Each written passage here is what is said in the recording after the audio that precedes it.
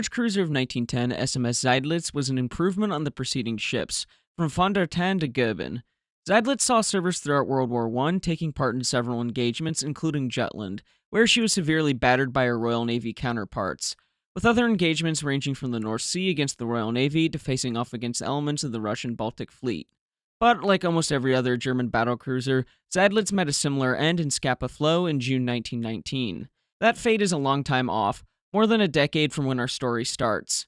The first mention of the large cruiser of 1910 would be in March of 1909, where Korvettenkapitän Volothun of the General Navy Department was given the responsibility to put the characteristics of the type's development down on paper and to discuss the development of the dreadnought which Germany had taken as compared to other nations of the world. In German battlecruisers of World War I, their design, construction, and operations by Gary Staff, in which a piece of the memorandum Volothun had written to the State Secretary, is found in the book, to which he says, "In the type development of our Großen Kreuzer, since '07, inspired by the English Invincible class, we have increasingly pursued the qualities of a fast battleship to make the authorized number of large ships as far as possible also capable of fighting in the line. This approach with our Großen Kreuzer since '07 has given them a different character to the English and has brought their displacement to that of the battleships." This is an important statement that sums up the differences between the design philosophies of the Royal Navy and the Kaiserliche Marine, with the Royal Navy emphasizing heavy artillery and high speeds at the cost of armor.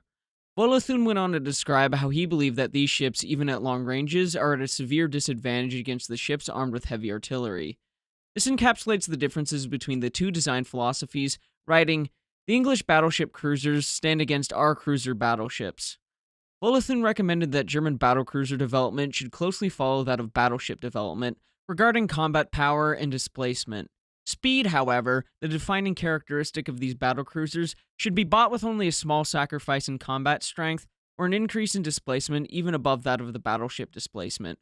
Volothun felt that a large cruiser, the same size as a contemporary battleship, the same age, should also have an excess of 3.5 to 4 knots in speed advantage. Through progressive memorandums in March and April, different ideas about the turret layouts, including possibly using triple 30.5cm turrets, as well as the budget for the ships in 1910, was discussed. Discussions about armament and budget went into September. Tirpitz wanted preliminary designs to be available for him to present to the Kaiser by September 27, 1909, the basic criteria being 10 28cm 50 caliber guns and twin turrets.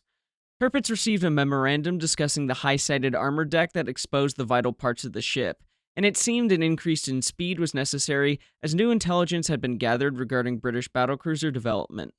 Tirpitz had to reiterate that there was no price increase for the large cruiser. Any further decisions about the large cruiser of 1910 would be postponed until he returned from the Kaiser's hunting lodge. He addressed two things, whether a third sister to Moltke, which expected to offer a shorter building time, as well as any changes to Design 2, one of the preliminary designs, to improve it, to make sure it came within the cost framework.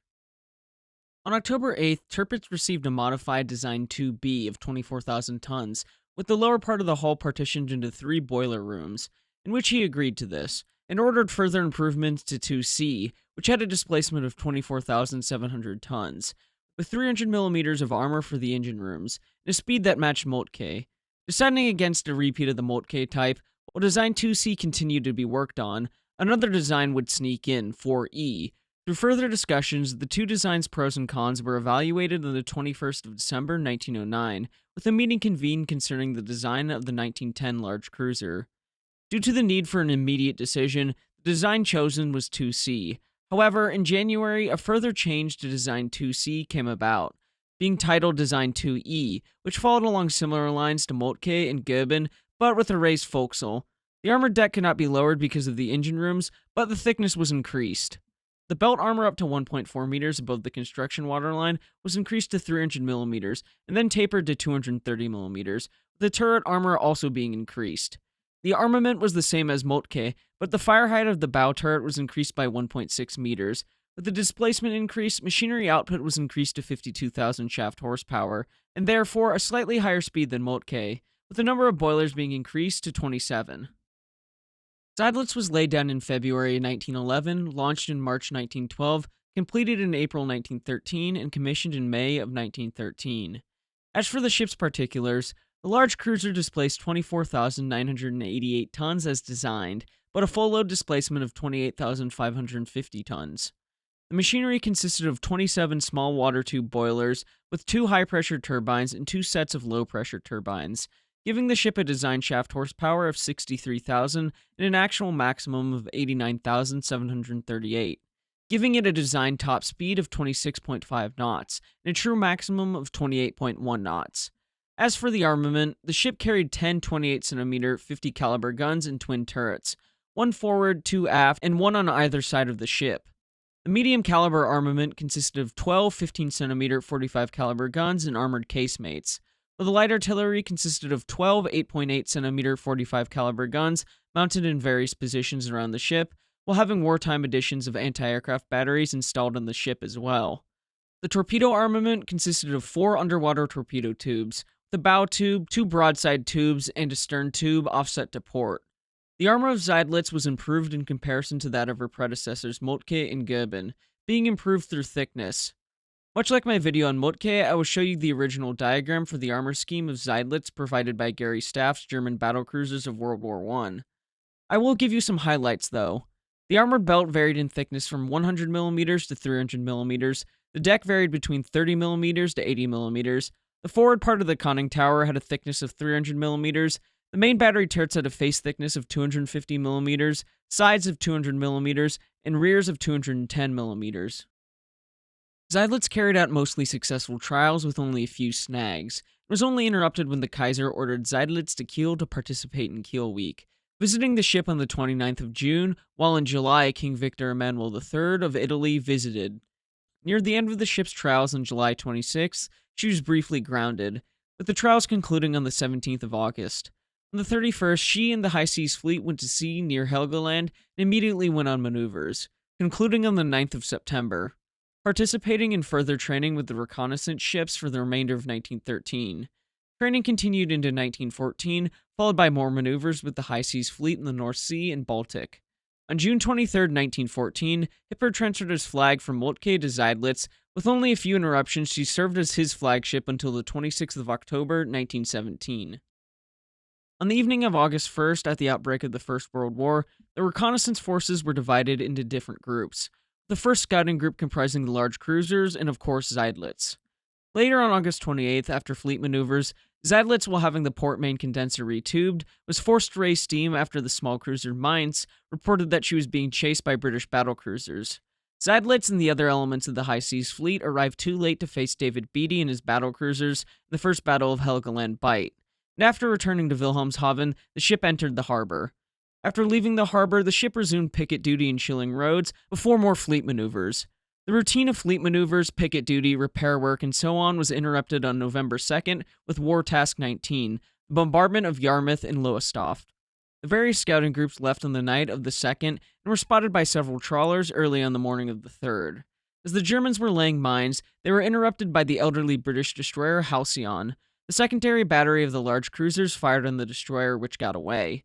The Germans mined the waters, but nothing of note happened, except if you would like to hear my full story of this raid. Watch my video on it, link in the description. Skipping ahead a bit, after repairs, picket duty, and sorties, the next major operation was War Task 20, the bombardment of Scarborough, Whitby, and Hartlepool. Early on the morning of the 15th of December, 1914, the 1st Scouting Group and the other scouting groups weighed anchor, and by the morning of the 16th, the 1st Scouting Group was closing in on the English coastline and split into 2 groups, with Seydlitz, Moltke, and Blücher going north to bombard Hartlepool. The large cruisers encountered destroyers at 9:05 a.m., and 5 minutes later opened fire on the destroyers. Later at 9:26, fire was opened at the battery at Hartlepool. Seydlitz, while firing on the British positions, was struck 3 times, and at 9:46, she ceased fire and began heading towards the rendezvous of the other bombardment forces to head back towards the German Bight. However, they were being followed by a British force, including the British battlecruisers. The German battlecruisers steered to avoid battle across the North Sea and passed to the east of Helgoland en route to the Jade, arriving on the morning of the 17th, where she entered dock to have the damage from the 6-inch battery at Hartlepool repaired, spending the rest of December here and on picket duty. The first 3 weeks of January 1915 were nothing special, until the 24th of January with the Battle of Dogger Bank. For the sake of time and wanting to detail her role in Jutland a bit more, I'm going to gloss over the battle for the most part. If you want a more detailed history of the Battle of Dogger Bank, I'll link to my video on HMS Lion. The most critical point for Seydlitz in the Battle of Dogger Bank came at 10:43 a.m. As the ships of the 1st Scouting Group were heading back to Germany. A shell fired from Lion struck the barbette of D turret, where Robert K. Massey has this to say in his book Castles of Steel, Britain, Germany, in the Winning of the Great War at Sea. The powder charges being brought up were ignited by the explosion, and flash fire shot upward into the turret, setting fire to the charges being delivered to the gun, and downward into the magazine. The magazine crew, seared by the flames, tried to flee forward by opening the steel doors leading to the compartments of the adjacent turret. As a result, the fire spread, setting alight the charges there, spreading to the adjacent magazine and upward to C turret. Seydlitz now faced the danger of a final, annihilating explosion that would detonate all magazines and cause the ship to disintegrate. 3 men saved her: Lieutenant Commander Hegedom, Chief Artificer Herring, and gunner's mate Müller, making their way through the searing heat to the valves for flooding the magazines. They spun the handles and drowned the threat of explosions by permitting 600 tons of seawater to flow into the magazines. Remarkably, although 165 men had been killed and 2 of her 5 turrets destroyed, Seydlitz not only survived but continued in action and maintained her speed. It was an extraordinary demonstration of the excellence of German warship design and the extensive watertight subdivision of her hull. Seydlitz would continue to get hit, but she was still able to get away from the pursuing British ships. Eventually, she made it back to Wilhelmshaven, where she went into the Imperial dockyard for repairs, remaining there until April 1st, 1915. Battle of Dogger Bank revealed the vulnerability of ships to shells fired at long range in a high arcing trajectory before plunging steeply down on enemy decks that had been unknown before the battle. The Germans learned a vital lesson from the battle. The near-fatal damage to the flagship of the 1st Scouting Group caused changes in the fleet. Understanding the flashlight qualities of an explosive fire and the realization that a fire in the turret system must not be allowed to penetrate the magazine, where Commander-in-Chief of the High Seas Fleet, Friedrich von Ingenol, has this to say: "The working chamber is a danger to the entire turret. In all new construction, it must be eliminated. Shell and cordite hoists must be equipped with doors that close automatically after the cages have passed. The charges must be delivered to the guns in a flame-proof covering. The doors connecting the magazine to adjacent turrets must be secured with padlocks to prevent premature opening. The key must be in the custody of the turret officer, and the order to open only given when all the turret's ammunition has been fired." The German Navy worked quickly to install elaborate anti-flash shutters between the turret and magazines in all battleships and battlecruisers, along with preventing the risk of fires by limiting the amount of powder and other combustible agents in the turret handling rooms. After returning to duty in early April 1915, she participated in several operations with the 1st Scouting Group, drills and more routine work in the docks as it turned from spring to summer.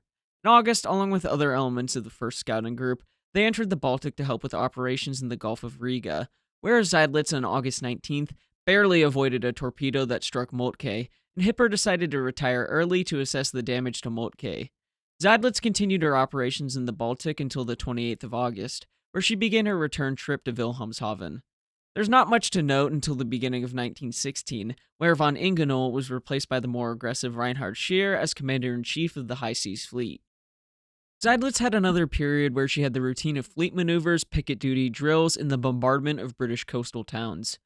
While on a bombardment mission against Yarmouth and Lowestoft on April 24th, she struck a mine at 3:48, and Vice Admiral Bodeker, who had been in charge of the 2nd Scouting Group and was filling in for Hipper as he was ill, transferred his flag from Seydlitz to Lützow. The mission would continue, but not for Seydlitz, who turned back and met with the German main body and went into a floating dock in Wilhelmshaven for repairs.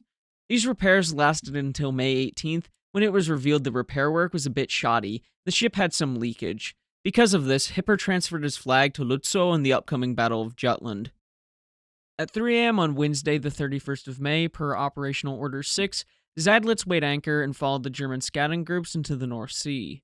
Things were relatively quiet for Seydlitz and the 1st Scouting Group until 3:20 p.m., when the cruiser Elbing reported smoke from the southwest. By 4:20, the 1st Scouting Group increased speed to 25 knots to catch what turned out to be British light cruisers. Just 3 minutes later, British battlecruisers were spotted, these being the 1st and 2nd battlecruiser squadrons under the command of Admiral David Beatty. At 4:30, after observing the British movements, Hipper understood that Beatty intended to cut him off from his home base, and accordingly turned on a southeasterly course to appear to be in full retreat back to the Jade. Now, to quote from Nick Jellicoe's Jutland, The Unfinished Battle, he writes, "The Germans could read Beatty's character perhaps better than Beatty realized. They knew he was a fox hunting man. They knew that he would run into the chase, and that this was their chance to lure a portion of the British naval forces into the waiting guns of Scheer, heading north not far behind with the main battle fleet. Hipper ordered fire distribution from the left, ship against ship, meaning that Lutzow fired on Beatty's flagship Lion, next Derfflinger fired on Princess Royal, Seydlitz on Queen Mary, Moltke on Tiger, and von der Tann on Indefatigable. At 4:48 p.m., as Beatty closed the range even further, Hipper stood on the bridge of Lutzow, calmly smoking a cigar, giving the order to open fire, upon which the thunderous roar of the German guns opened the Battle of Jutland. The first artillery officer aboard Seydlitz had this to say: "Immediately after we fired our first salvo, I saw on our opponent the flash of muzzle fire, and shortly afterwards their first greeting to us arrived. And now the battle raged. A deafening noise, the thunder of our gunfire and the other ships in our line, mixing with the crashes around us from the shells bursting in the water. The surface was troubled by the innumerable splashes of splinters, and now and then the water columns reached turret high, climbing vertically after the detonation of heavy shells. We had quickly caught our opponent, Queen Mary, one salvo over, the next short, and held them in rapid salvo fire. Then, approximately 10 minutes after opening fire, Halber reported to me by telephone, 'Turret Caesar is not answering. From the speaker tube of Turret Caesar, smoke is penetrating the artillery central.' This was exactly the same report that I had received on January 24th on the Dogger Bank, also at the beginning of the battle. I therefore knew what this report signified. The cartridges were in flames, and the turret was put out of action. Almost mechanically, I gave the order, 'Flood magazine of turret C.' This would put the chamber under water and prevent further incidents." At 4:55, Seydlitz received her first hit on the starboard side, and 2 minutes later C. Barbette was struck. The working chamber was penetrated, and a powder fire resulted, just like turret D at Dogger Bank. However, the new precautions prevented the spread of a catastrophic powder fire. As the battlecruisers exchanged fire, Seydlitz received 2 more hits at 5:10 and 5:18 p.m., one of which destroyed a 5.9-inch gun. Seydlitz increased her speed at 5:15, just as the 5th ship in the enemy line exploded, this being Indefatigable. Seydlitz continued firing upon her counterpart in the enemy line, Queen Mary, where, likewise, she blew up. Queen Mary was also under fire from Derfflinger. Accordingly, after the destruction of Queen Mary, Seydlitz changed her fire to Tiger. Seydlitz maneuvered to avoid torpedoes but was unsuccessful, and was struck at 5:57 p.m. I should mention that I'm using the German account for the battle, so the time is different than the British accounts. The torpedo bulkheads held firm, but the flooding would occur later on. Seydlitz's helmsman stood at his post for 24 long hours, and it was his expert handling that would bring the wounded battlecruiser home. Following the destruction of the 2 British battlecruisers, Beatty reversed course and the run to the south ended, and now the run to the north began. The first scouting group ran into the oncoming 5th Battle Squadron of Queen Elizabeth-class battleships under the command of Rear Admiral Hugh Evan Thomas, who began engaging the oncoming ships of the first scouting group, and eventually the rest of the High Seas Fleet as Scheer came into view. In engaging these ships, Seydlitz was struck 3 times, 2 in the forecastle and the face of B turret, so that the right gun fell out. From 6:10 there was a pause in the battle, and while the run to the north came to a close at around 6:55 p.m., and Commander-in-Chief of the Grand Fleet, Admiral Jellicoe, swung his ships into position, Seydlitz received 2 more hits in the forecastle that caused a fire. At 7:06, the flooding in the forecastle caused a loss of buoyancy. While the elements of the High Seas Fleet and Grand Fleet engaged one another, Seydlitz was continually hit, causing more damage, and for a time, steering was down from the rudder room. At a little past 8 p.m., as the 2 sides dueled, Seydlitz and the other battlecruisers were ordered against the oncoming Grand Fleet, being given the order, "Battlecruisers, at the enemy, give it everything," with Massey saying, "The charge of the German battlecruisers had come to be called a death ride.